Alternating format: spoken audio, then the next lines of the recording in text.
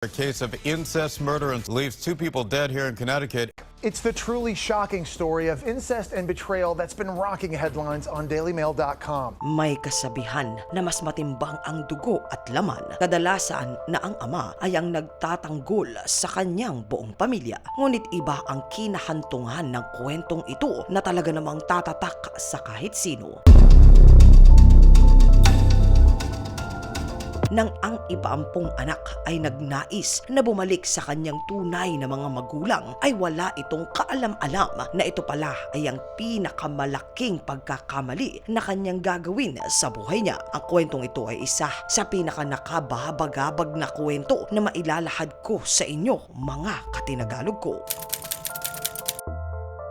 Nang itong si Steve Pladil ay 20 taong gulang, nahulog ng maigi ang loob nito sa isang nakababatang dilag. Ngunit tila ba ang problema ay ang kanyang edad. Nagkakilala ang dalawa sa internet at kahit pamalayo sa isa't isa ay hindi naman naawat ang pagmamahalan nila. Mula sa New York sa Amerika ay lumipad ito sa estado ng Texas upang mapalapit sa iniibig. Nang taong 1995 nang opisyal na itong si Steve at ang 15 taong gulang na si Alyssa Garcia ay nagkadaupang palad na. Kahit pa ang magulang ng dalagita ay wala nang nagawa na ang dalawa ay opisyal na nga na magsama. Makalipas naman ang 2 taon ay nagbunga ang kanilang pagsasama. January ng taong 1998, ang noon ay 17 taong gulang na si Alyssa ay maging isang ina. Sabay nilang nasilayan ang kanilang panganay na anak na babae. Ngunit si Steven ay hindi maayos na uri ng ama. Ayon mismo kay Alyssa na makailang ulit nitong mismong nasaksihan ang mabigat na kamay ng ama sa sanggol nila. Ito ay tinawag naman nila na si Denise. Dagdag ng ina na kung kurutin ito ng ama ay talaga namang nag-iiwan ng matinding pasa at marka sa buong katawan nito. Paminsan naman ay inilalagay ito ni Steve sa cooler at saka isinasara at pagbubuksan lamang ng tipong ang sanggol ay hindi na talaga nakakahinga. Di lamang ito ang naranasan ng walang labang sanggol sa kamay ng sariling ama. Kaya naman nagawa ni Alyssa ang isa sa pinakamasakit na gagawin ng isang ina. Si Denise ay kanya na lamang ipinaampon sa iba. Ang noon ay ang 8 buwang gulang na si Denise ay inampo naman ng mag-asawa na si Anthony at Kelly Fusco. Ang mag-asawang Fusco ay talaga namang binusog ng kalinga at pagmamahal ang sanggol na kanila namang pinangalanan na si Katie. Ang pamilya ay naging talaga namang napakasaya, lalo na at kumpleto na sila. Sa paglipas ng napakaraming taon, itong si Katie ay magkukolehiyo na. Samantalang ang kanyang totoong magulang na si Alyssa at Steven ay nagsasama pa rin at mayroon namang 2 supling na mga babae.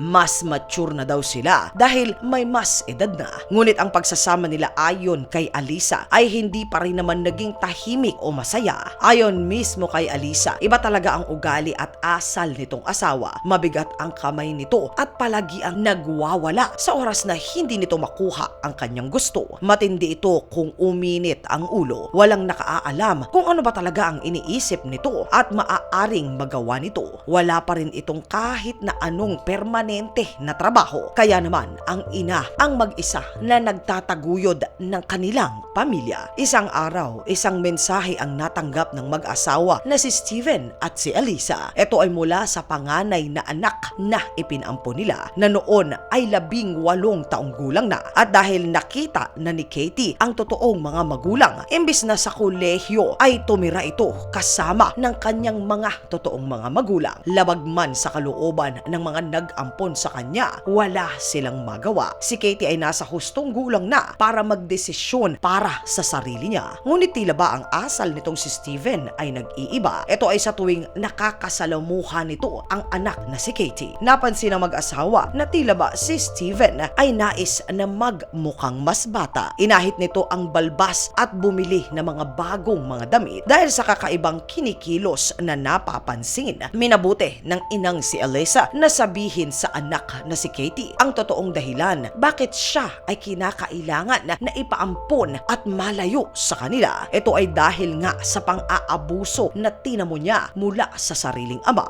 Ngunit kahit pa isiniwalat na ng katotohanan ay hindi natinag itong si Katie at mas napalapit pa sa ama na noon ay mabigat ang kamay sa kanya. Kasama na sa pagiging malapit nila ay ang pagtulog ng noon ay 40 taong gulang na ama sa kwarto ng noon ay 18 taong gulang na anak niya. Kinwestiyon ni Alisa ang asawa sa gawaing ito ng mag-ama na siya namang maiging ikinagagalit nitong si Steven. Saka ito ay umalis sa kanilang tahanan. Saka naman inamin ni Steven na mahal na niya at nahulog ang loob sa sariling anak niya. Nobyembre ng taong 2016, wala pa rin kamalay-malay itong si Alisa na ang mag-ama niya ay pisikal na ang relasyon sa isa't isa. Umalis si Alisa sa kanilang tahanan at saka naman nakipagdiborsyo sa kanyang asawa. Pinagtulungan nila ang kustodiya ng 2 mas nakababatang mga anak. Si Katie naman ay sumama sa kustodiya ng kanyang ama at dahil wala nang abala ay mas naging malayang ipinagpatuloy ng anak at ama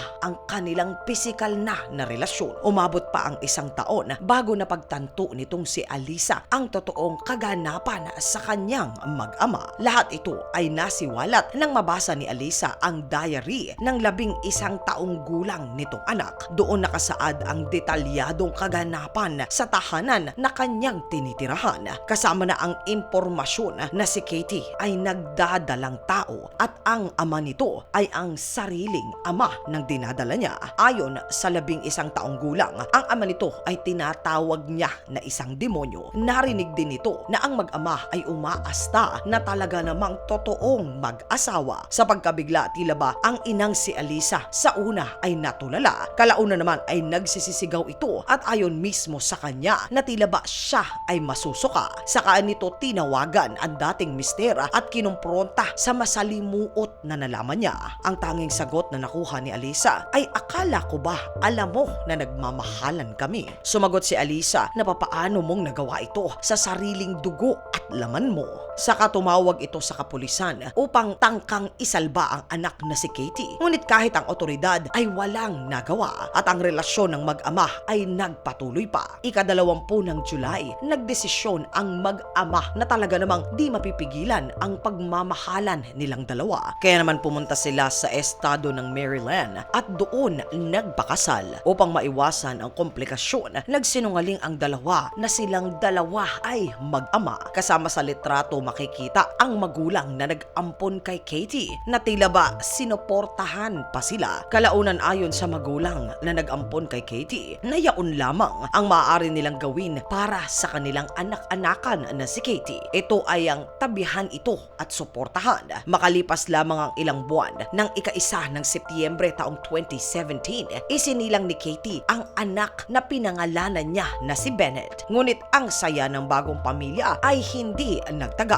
dahil itong si Katie at Steven ay inaresto at kasama si Bennett ay ibinalik lahat sa Virginia. Doon isinagawa ang DNA testing sa 3 at doon napatunayan na sila nga ay magkakadugo. Opisyal na nakasuhan ang mag-ama ng incest o pangangalunya sa kadugo. Tinangka ng abogado nitong si Steven na ipagtanggol ang kanyang kliyente at sinabi ang 18 taong gulang na ito ay dumating sa bahay ng isang 40 taong gulang na lalaki na noon naman ay dumaraan sa matinding pagsubok. Ito ay sa pagsasama nila na mag-asawa at kahit pa sila ay magkadugo ay hindi naman nila kilala ang isa't isa bago pa sila ay nagkaroon ng pisikal na relasyon. Talaga namang mahal na mahal ni Steven si Katie at ang pagmamahal na ito ay mas nanaig kaysa sa realidad na sila nga ay magkadugo. Unang nakapagpiyansa si Steven kaya nauna itong nakalaya. Inutusan ito ng korte na wag aalis ng Virginia at wag na wag pupuntahan o kakausapin itong si Katie. Ngunit hindi ito pinagbawalan na makita ang kanyang anak na si Bennett na noon ay nasa pangangalaga ng ina ni Steven na si Grace. Ngunit ayon kay Alisa na upang iwan ang anak nito sa ina ni Steven na noon ay 72 taong gulang na ay talaga namang nakakadismaya. Ayon kay Alisa na walang kakayahan na tanggihan ng ina kahit pa ito ay gustuhin niya. Kalaunan ay nakalaya din sa piyansa itong si Katie. Pareho din na ng utos ng korte. Huwag silang magkikita at huwag silang mag-uusap. Kaya naman itong si Katie ay bumalik sa magulang na nag-ampon sa kanya. Ngunit sinaway nito ang utos ng korte at tinawagan itong si Steven at sinabing makikipaghiwalay na ito sa kanya. Ang balitang ito naman ay talaga namang hindi nagustuhan nitong si Steven. Ang tanging mayroon na lamang siya ay ang anak niya sa kanyang anak at ang kanyang anak na ngayon ay kanya ng asawa. Ika-11 ng Abril ng taong 2018, si Steven ay nagpunta sa bahay ng kanyang ina. Ito ay upang kunin ang kanyang sanggol na anak na si Bennett. Ayon kay Steven, napupuntahan nilang mag-ama si Katie sa New York. Di na ito pinigilan ng ina, ngunit ito pala ay ang katapusan ng walang kalaban-laban na si Bennett sa kamay ng sarili nito na lolo at ama. Inuwi ni Steven si Bennett sa kanyang bahay sa North Carolina at doon ginamit ang sarili nitong kamay at kinuha nito ang buhay ng kanyang anak. Saka ito ay nilagay sa cabinet ng damit at ito ay naghudyat ng pag-uumpisa ng gagawin ni Steven na karumal-dumal na mga krimen. Matapos ang ginawa nito kay Bennett ay nagmaneho ito papunta sa New York kung saan plano nito na kumprontahin mismo si Katie. Umaga na nung dumating ito sa bahay ng mga Fusco, doon ay pinagmatyagan nito ang bahay ng pamilya. Si Steven ay nakasakay sa van na pagmamayari niya. Alam ni Steven na aalis ang mag-ama upang bisitahin ang kanilang magulang sa Connecticut. Kaya naman sila ay kanyang sinundan. Di na makapagpigil pa itong si Steven. Kaya naman nang mapahinto ang mga Fusco sa traffic light ay bumunot ito ng armas at pinaulanan ng bala ang matanda at ang kanyang asawa na naging sanhi naman ng kanilang agaran na pagkasawi. Isang saksi naman ang tumawag sa 911 upang i-report ang naganap na pananambang. 911, what's the location of your emergency? Hello, this is Connecticut. It's on Route 7 and Route 55. Someone just went by and shot this guy in the truck. Somebody just shot somebody in a truck on Route 55, sir? Yes, right at the beginning of Route 55 and Route 7. It just happened. I'm a fireman out of New York. The car pulled up, went around him, shot him. Whole clip full into his head. Okay, sir. Is you still with him? We're here at the road. Where? Right at the intersection? Yes, sir, right at the intersection. Okay, sir. He's deceased, boss. The truck's in the middle of the road. He's dead? Yes, sir. Brains are on the road. And he was shot. Did you see the person who shot him? Yeah, we pulled up. There's a whole, yes. Who? Okay, which way did the vehicle go? Headed toward New Milford, down Route 7. Down Route south. 7? What, can you describe the vehicle to me? It's a blue minivan with, I believe, a South Carolina plate. Blue minivan, South Carolina plate? Yes, sir.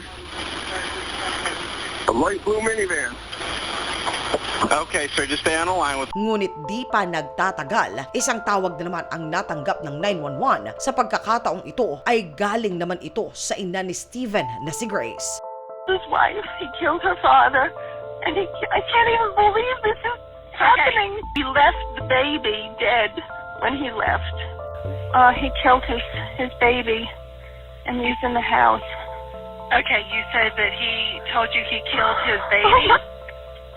Okay, ma'am, listen to me. What's your name?